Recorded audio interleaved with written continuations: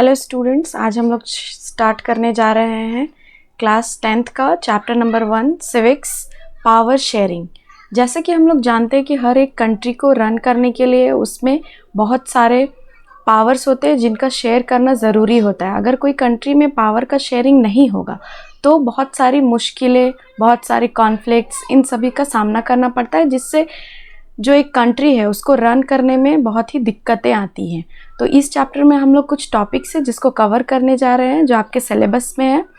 Overview of the chapter about Belgium and Sri Lanka, majoritarianism in Sri Lanka and accommodation in Belgium, forms of power sharing and conclusion. तो चलिए हम लोग start करते हैं। पहले ओवरव्यू ऑफ द चैप्टर। जैसे कि हर एक कंट्री को चलाने के लिए हम लोगों को ने जैसे बात किया कि कंट्री को स्मूथ तभी रन किया जा सकता है जब उसमें पावर का शेयरिंग हो। फॉर एग्जांपल कि एक डेमोक्रेटिक कंट्री जो होता है उसमें पावर का शेयरिंग होता है, उसमें लोग अपने पावर को शेयर करते हैं ताकि वो अच्छे से अपनी कंट्री को स्मूथली रन कर पाए। तो ये डेमोक्रेसी होता क्या है? तो democracy power sharing among the legislative, executive and judiciary. तो इन तीनों के बीच में जो पावर शेयरिंग होता है इसे ही कहते हैं डेमोक्रेसी। तो हमारे कंट्री में जैसे फॉर एग्जांपल कि इंडिया में डेमोक्रेटिक कंट्री है एक इंडिया, और यहाँ पे पावर जो है शेयर हुआ है 3 पिलर्स में। जैसे कि पहला है, हम लोग देख सकते हैं लेजिस्लेचर। तो लेजिस्लेचर का काम क्या होता है? तो लेजिस्लेचर क्या करता है? मेकिंग लॉ, ये लॉ बनाने का काम करता है। यहाँ पे लॉ बनाया जाता है, जैसे कि थ्रू पार्लियामेंट बहुत सारे बिल आते हैं, उसमें वहाँ पे डिस्कशन चलता है और इसके थ्रू ये कंट्री में लॉ बनाया जाता है। और नेक्स्ट है आपका एग्जीक्यूटिव। एग्जीक्यूटिव का काम होता है जो लॉ इसने बनाया, लेजिस्लेचर ने, वो क्या करेगा? उसको इम्प्लीमेंट करेगा लॉ को, जो लॉ बनाया गया है। और जुडिशरी का वर्क होता है कि ये बैलेंस बनाएगा, जो भी ये गार्डियन करेगा, मतलब ये ऐसा वर्क करेगा जिससे इसके जो भी प्रॉब्लम्स है या फिर जो भी कॉन्फ्लिक्ट अराइज होंगे या फिर जो भी इन लोगों ने लॉ बनाया, इम्प्लीमेंट किया, तो उन सारी चीज़ों को ये गार्डियन करने का काम करता है। गार्डियन ऑफ द कॉन्स्टिट्यूशन, सारे रूल्स रेगुलेशंस को ये अच्छे से गार्डियन की तरह काम करता है। तो यहाँ पे कह रहा है कि uploading the rules of law and protecting the citizens right. तो जैसे कि हमारे कॉन्स्टिट्यूशन में बहुत सारे हमारे राइट्स के बारे में एक्सप्लेन किया गया है, फंडामेंटल राइट्स, और भी बहुत सारे राइट्स होते हैं, हमारे कुछ ड्यूटीज़ होते हैं, तो उन सारे को प्रोटेक्ट करने का काम होता है जुडिशरी का।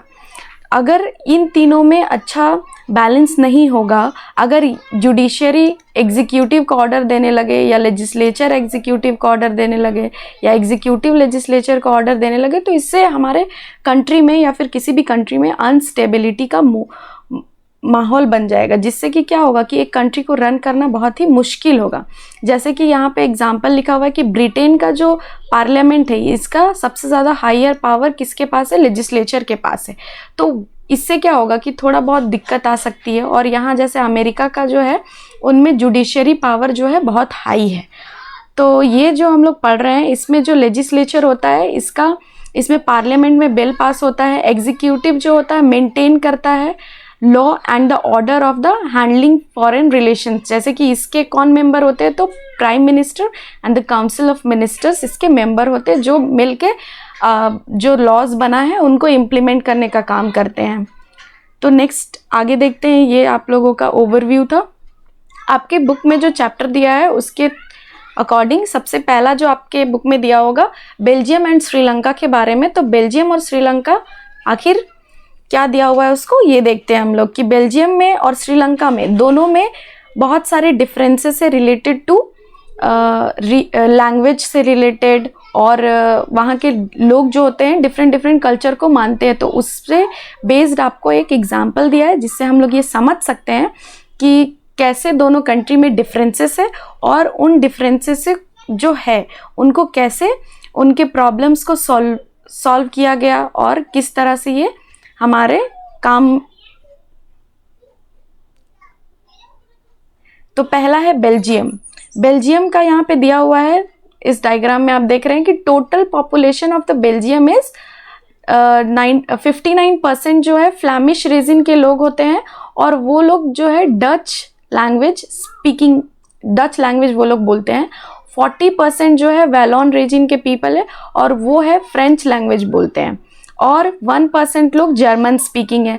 तो यहाँ पर क्या है, आप देख सकते हैं कि यहाँ बहुत ज़्यादा डिफरेंस है। इधर के लोग अलग लैंग्वेज बोलते हैं, ये इधर जो येलो कलर का आपको शो हो रहा है ये डच लैंग्वेज बोलते हैं, और ये रेड वाले लोग जो है फ्रेंच लैंग्वेज बोलते हैं, और जो ये थोड़े परसेंट के लोग हैं ये जर्मन बोलते हैं। तो यहाँ पे काफ़ी ज़्यादा यहाँ पे कॉम्प्लेक्सिटी जैसा आपको दिखाई दे रहा है, और इसके सेंटर में आपको यहाँ पे दिखाई दे रहा है ये इसका कैपिटल है ब्रुसेल्स।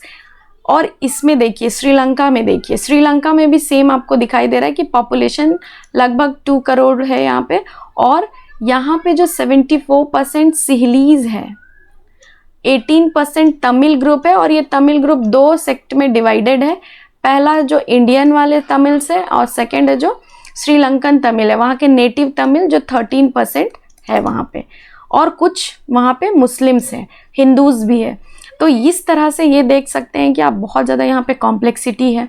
यहाँ पे लोग जो है डिफरेंट कल्चर से बिलोंग करते हैं, डिफरेंट लैंग्वेज बोलते हैं। तो यहाँ पे ऑफ कोर्स सी बात है कि थोड़ा अनस्टेबिलिटी का माहौल छा सकता है अगर आप वहाँ पे गवर्नमेंट अच्छे से रन नहीं करेंगे, वहाँ पे अगर आप लोगों के हित के बारे में नहीं सोचेंगे, तो फिर इनके बीच में कॉन्फ्लिक्ट अराइज होने का चांसेस होता है। तो सेम यहाँ पे जो बेल्जियम है वहाँ ऐसे ही माहौल हुआ, और यहाँ की गवर्नमेंट ने इसका क्या सॉल्यूशन निकाला। और ये जो आपको श्रीलंका दिख रहा है, तो श्रीलंका के सामने भी यही सारी प्रॉब्लम्स आई, और इसके गवर्नमेंट ने यहाँ के लोगों के लिए क्या सॉल्यूशन निकाला, आइए आगे देखते हैं। तो प्रॉब्लम्स ऑफ बेल्जियम, तो बेल्जियम्स यहाँ पे आप पहले देख रहे हैं कि Brussels capital of Belgium.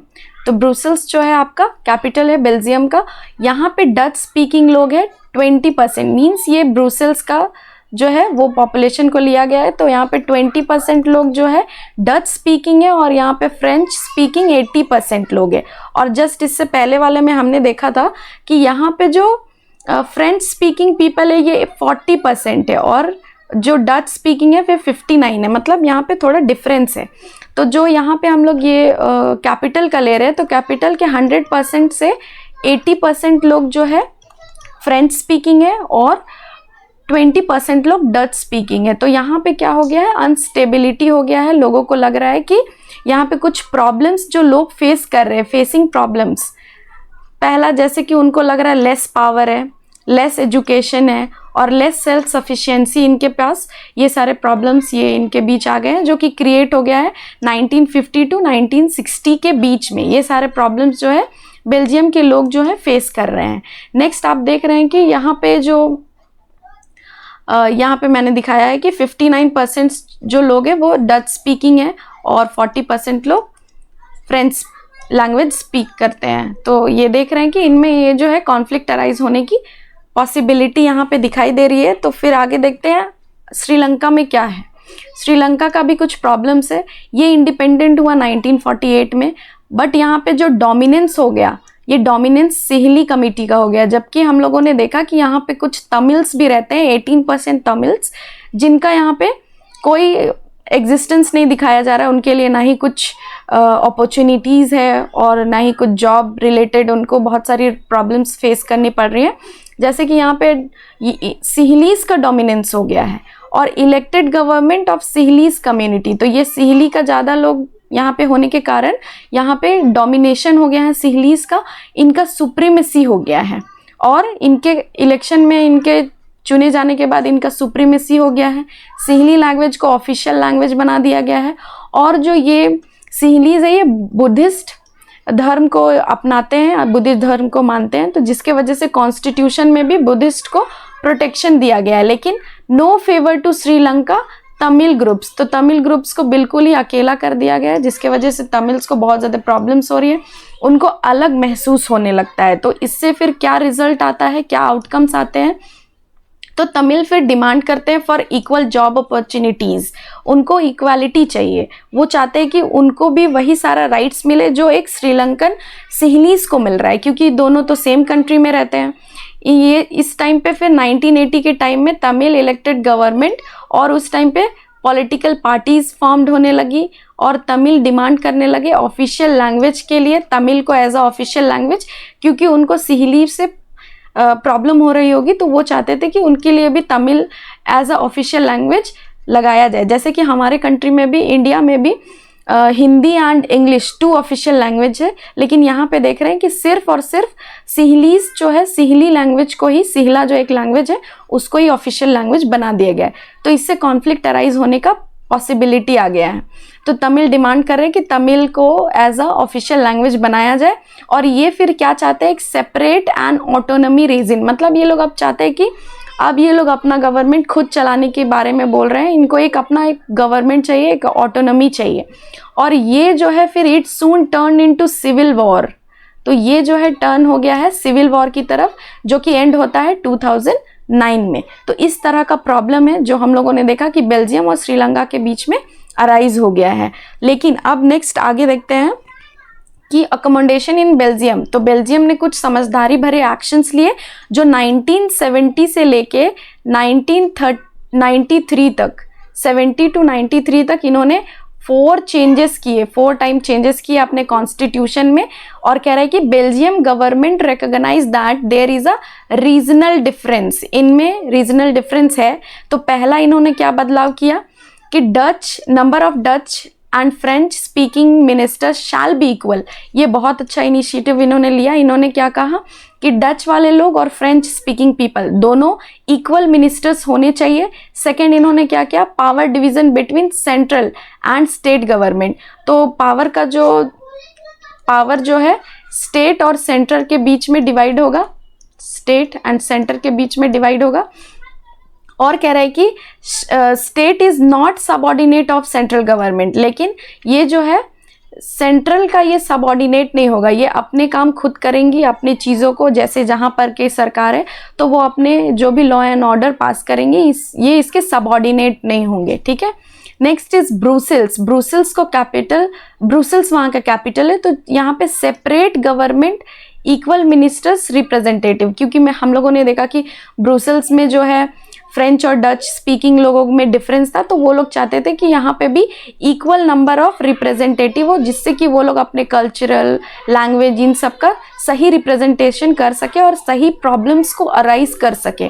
Next आप देखेंगे कि कम्युनिटी गवर्नमेंट फॉर पीपल, ये बहुत अच्छा इनिशिएटिव लिया इन्होंने कि यहाँ पर जो 2 लेवल ऑफ गवर्नमेंट है, इसमें इन्होंने और एक ऐड ऑन कर दिया। इन्होंने बोल रहा है यहाँ पे कि 3rd लेवल ऑफ गवर्नमेंट भी होगा, जिसे पर्टिकुलर लैंग्वेज और फॉर पर्टिकुलर कम्युनिटी के लोग उसको इलेक्ट करेंगे, और इसको कम्युनिटी गवर्नमेंट का नाम भी दिया गया है, कम्युनिटी गवर्नमेंट फॉर पीपल। ठीक है। तो यहाँ पे ये क्या, किन मुद्दों पर ये बात करेंगे जो ये 3rd लेवल ऑफ गवर्नमेंट होंगे, तो लैंग्वेज, कल्चर एंड एजुकेशन, इन सारे चीज़ों के बारे में ये अपना पॉइंट रखेंगे, और इससे रिलेटेड इश्यूज के बारे में यहाँ पे डिस्कस कर सकते हैं। तो आगे देखते हैं, ये इन लोगों ने 4 बदलाव किए, जिसके वजह से यहाँ पर ये एक बहुत ही कॉम्प्लेक्स, आप देख सकते हैं कि बहुत ही कॉम्प्लेक्स इन्होंने डिसीजन लिया, लेकिन ये इनके लिए बहुत ही अच्छा साबित हुआ, बेनिफिट साबित हुआ, और ये अपनी समझदारी से अपने कंट्री में सिविल वॉर जैसा क्रिएट नहीं किए। इन लोगों ने स्टेबिलिटी रखा, पॉलिटिकल स्टेबिलिटी। नेक्स्ट आगे देखते हैं कि पावर शेयरिंग क्यों ज़रूरी है। पावर शेयरिंग क्यों ज़रूरी है, तो हम लोगों ने देखा कि जैसे 2 कंट्री देखा, बेल्जियम और श्रीलंका।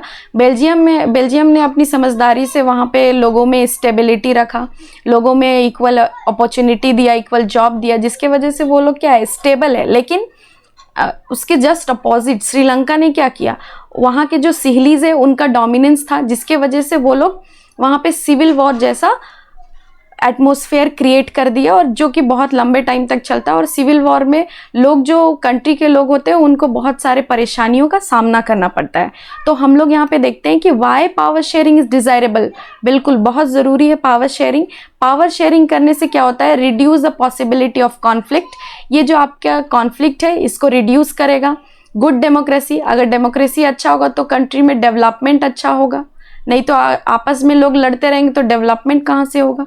नेक्स्ट है, it leads to the good governance. Yes, very important topic, कि गुड गवर्नेंस होने से कंट्री में स्टेबिलिटी होगा, पॉलिटिकल स्टेबिलिटी होगा, जिसके वजह से वहाँ के लोगों को बहुत सारी अपॉर्चुनिटीज़ मिलेंगी और बहुत सारे अच्छे अच्छे job opportunities related to education, बच्चों के लिए भी बहुत सारा काम किया जा सकता है। नेक्स्ट है ये आपका इंश्योर द पॉलिटिकल स्टेबिलिटी। अगर यहाँ पर सिविल वॉर हो जाएगा तो पॉलिटिकल अनस्टेबिलिटी हो जाएगा, लोग एक दूसरे को किल कर सकते हैं, तो इस तरह से अनस्टेबिलिटी हो जाएगा। इसीलिए हम लोग को पावर को शेयर करना चाहिए जिसकी वजह से स्टेबिलिटी होगा। Next is foster national unity. तो एकता की भावना सब लोगों के बीच में रहेगी कि सारे लोगों को इक्वल अपॉर्चुनिटी मिल रहा है, तो सब लोग क्या सोचेंगे कि हम लोग को बीच में बहुत सारे भाईचारा का एक यहाँ पे कॉन्सेप्ट आएगा कि लोग एक दूसरे को एक समझेंगे। ऐसा नहीं कि तुम अलग हो या फिर मैं अलग हूँ, इस तरह की भावना लोगों के बीच में उत्पन्न नहीं होगी, जिसकी वजह से कंट्री अच्छे से रन कर पाएगी। नेक्स्ट आगे देखते हैं हम लोग कि फॉर्म्स ऑफ पावर शेयरिंग। तो कंट्री जो यहाँ पे कंट्री में बहुत तरीके से पावर शेयरिंग हो सकता है। तो पहला पावर शेयरिंग है हॉरिजॉन्टल पावर शेयरिंग। जैसे कि हम लोगों ने पहले वाले में देखा था कि सबसे पहला जो था हमारा, उसमें हम लोगों ने देखा था लेजिस्लेटिव, एग्जीक्यूटिव एंड जुडिशियरी। तो ये तीनों जो है एक लाइन पे काम करती है। एक ये यहाँ पर क्या कर रही है कि लेजिस्लेटिव अपने पावर्स उनके हैं, जो एग्जीक्यूटिव है उनके अपने पावर है, और जो जुडिशरी है उनके अपने पावर है। तो ये सब एक हॉरिजॉन्टल लाइन में अपने पावर को शेयर करती है। कोई किसी से बड़ा या छोटा नहीं है, सबके अपने अपने पावर है, और कुछ अपने जो भी उनके मुद्दे हैं वो उन पे ही डिस्कस करेंगे, और उनका एक कॉन्स्टिट्यूशनल में लिखा हुआ है कि उनके क्या पावर्स है और क्या क्या वो कर सकते हैं।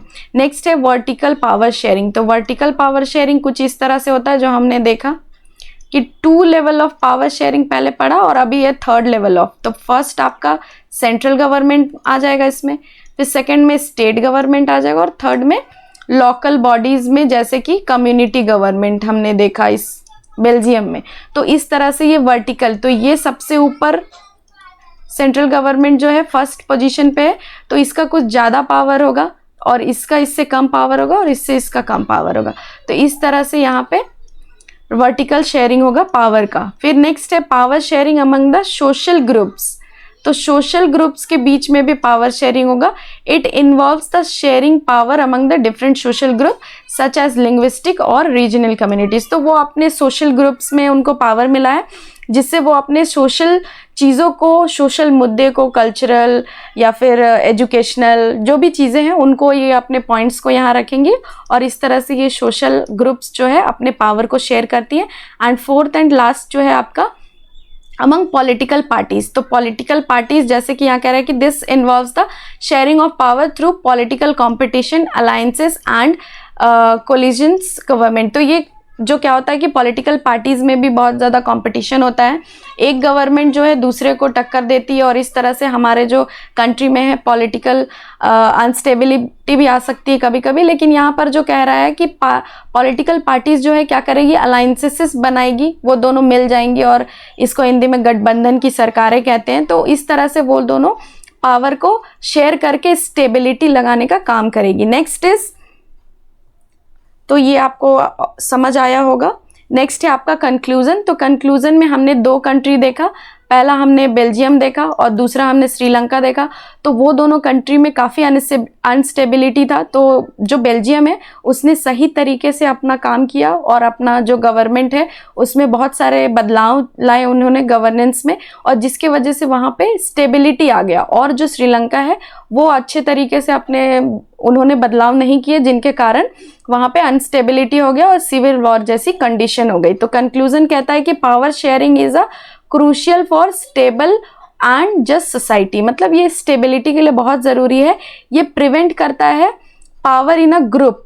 तो ये क्या कर रहा है कि प्रिवेंट करेगा, आप लोग जो भी प्रॉब्लम्स है उसको प्रिवेंट करने का काम करेगा। Reduce the potential for conflict को भी रिड्यूस कर देगा। इंश्योर करेगा that the group have the voice in governance. तो अगर इक्वल नंबर ऑफ रिप्रेजेंटेटिव होंगे तो हर किसी का वॉइस होगा, हर कोई अपने मुद्दे पर बात कर सकता है, जो भी उनको प्रॉब्लम्स है, जो भी उनका रिलेटेड इश्यूज है वो अपना शेयर कर सकते हैं। In deeply divided societies power sharing is a particular important for maintaining peace and stability. तो सबसे इम्पॉर्टेंट पॉइंट यही है कि पीस, एक कंट्री में पीस होगा तभी वो अच्छे से रन कर पाएगा। तो ये जो पावर शेयरिंग है, बहुत ही इम्पॉर्टेंट है। हमारे कंट्री में भी ये होता है, इंडिया जैसे कंट्री में, और भी अदर कंट्री में भी पावर शेयरिंग होता है। तो ये सब आप लोग एक बार बुक से अपने टॉपिक्स को मिला लीजिएगा और देखिएगा। जो भी आपको प्रॉब्लम्स है आप कमेंट्स में बोल सकते हैं। Thank you.